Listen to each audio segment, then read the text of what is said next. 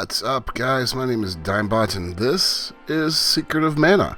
No, not the original, which was put out in 1993. This is the remake currently available on console and Steam.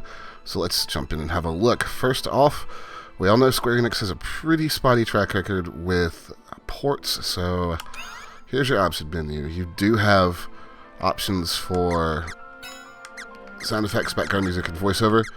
You can also change the sound source, the soundtrack, back to the original game. Controls, you can rebind these if you, well, not necessarily rebind them, you can change them around if you so desire. Then you have a mini-map, you can change your item limit, and wireless controller vibration on or off. Screen settings, you have full screen and windowed. It's not true exclusive full screen either, and weirdly, I found that to change the resolution, I have to take it to windowed mode, so just bear that in mind. That's one of a host of technical problems we'll get into with this game. Here's your keyboard commands. Please don't play this game with keyboard. It does not work worth a damn. You have mouse controls. Game commands, I don't know why this is a thing. All it does is show us, you know, what the controls are. Why is it not under controls? And then quit game. So not much of an options menu. Let's go ahead and load in. You have 2 save slots and an auto save slot. So I've played around an hour and 15 minutes or so, and this is not the right save file.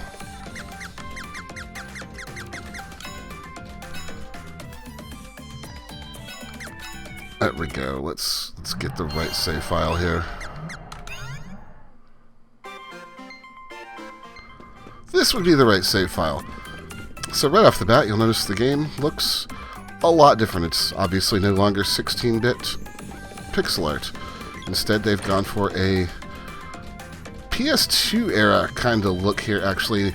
The game runs fine. It runs at 60, no problem, with pretty smooth scaling. It's just kind of strange that they've chosen this look. They've used some kind of medium poly models and flat textures on a lot of things that could really have a lot more detail. Other than that, though, it is still the same Secret of Mana that you may have played back in '93. If you haven't, well, we'll go over it for you. It is an action RPG. I am only controlling one character at a time right now. And you fight your way through the story to save the Mana Temple and save the world, and level up along the way. You'll see the health bar and magic bar for all 3 of my party members down there at the bottom. And you'll see underneath the main character, Randy in the middle, a percentage that increases over time. That is my stamina bar. If I hit an enemy while I have higher stamina, I do more damage. There is no auto-attacking in this game. Everything is done by you, the player.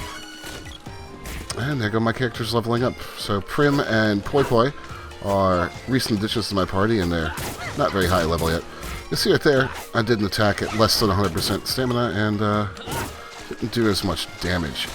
So that's fairly straightforward in execution. There is also magic in the game. I do not currently have access to it, being so early on. But you do get access to magic spells eventually. You can also sprint. That drains your stamina bar.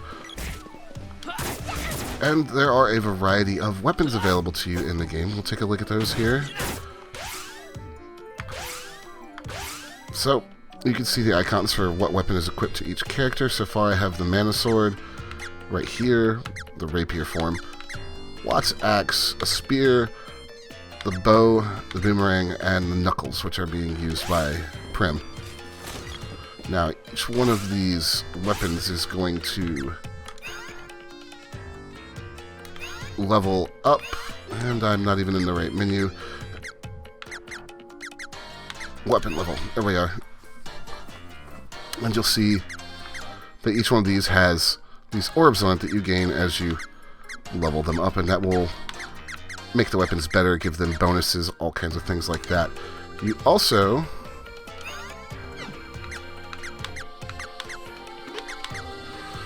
are able to There we go. Equip. Different assists and attack gauge items. You can tell your allies to attack the same target. Assist. Attack enemies not targeted. This is a good place to look at the character models, actually. They're cute. They're fairly detailed. They could certainly be higher res, especially on today's computers, but they do the job. Alright. Now, you may notice me having some trouble with the menu system in this game. That's because it is terribly designed. This radial with the up and down to switch between is, frankly, abysmal. It could have been handled in a much, much better way. I absolutely hate it.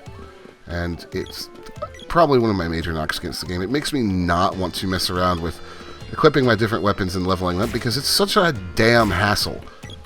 The equipment screen is just as bad. It's not intuitive at all. And there's actually...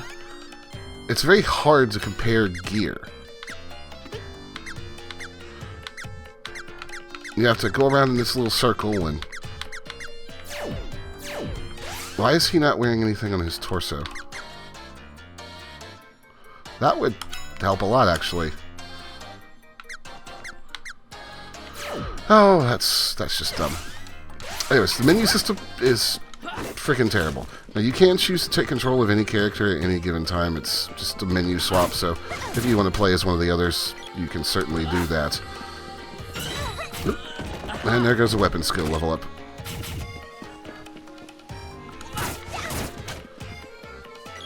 So the game is semi-open world. You can roam around pretty much to your heart's content. One neat touch I like is that the minimap up there is actually the maps from the original game. So if you're wondering why it looked kind of pixel arty, that's why. It's the Secret of Mana map. Oh. So. Now, they have kept faithful to the original game story. They did add in voice acting, and oh boy, is it absolutely terrible. They chose to have fully voice-acted cutscenes where the characters' mouths don't move, and the dialogue itself is not that great. It's not delivered that well. Allow me the pleasure of sending you to my dear Thanatos.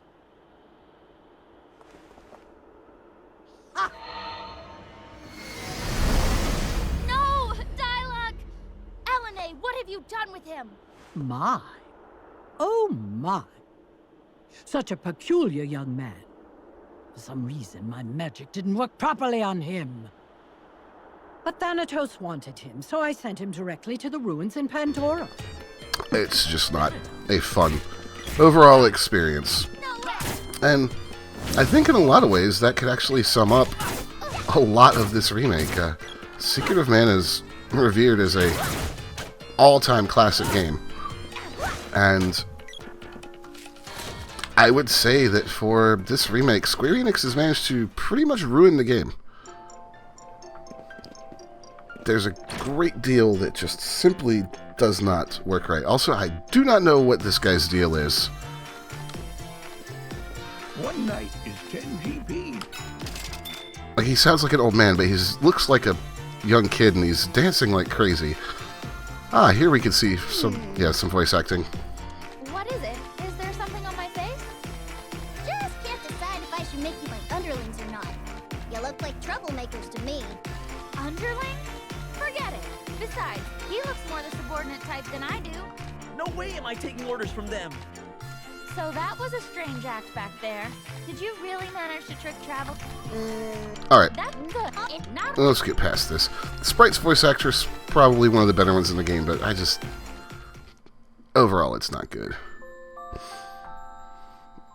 Now, you may be wondering why I said that they seem to have ruined pretty much every aspect of the game. It comes down to the core of Secret of Mana, which is the combat. Now, I've played a good deal of the original. I've beat it multiple times. And the combat always felt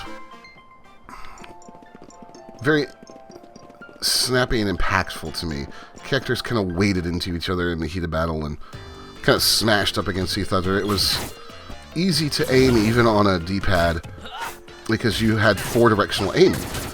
This game obviously has full analog motion, but I find myself missing my targets a lot more than I should. The weapon swings feel slow. You don't feel any impact, any sense of impact from connecting with enemies. It's no weight to the combat. It really just doesn't feel that good. And that was one of the things that made the original game so great. It was just how great that combat was. And here they've managed to lose most of those elements. Yes, a lot of the character designs being updated for 3D models instead of sprites is really cool. But even then, there's a lot of very low poly assets being used, and the color palette is a little garish. The original game was bright and vibrant, yes, but some stuff, especially this boomer right here, they're kind of garish looking and don't really seem to fit the rest of the world. It's cute, yes, but let's see, there's an example of missing an attack that I really feel like I should have hit because I was not aiming in the exact precise direction, but the controls aren't responsive enough to allow me to do that.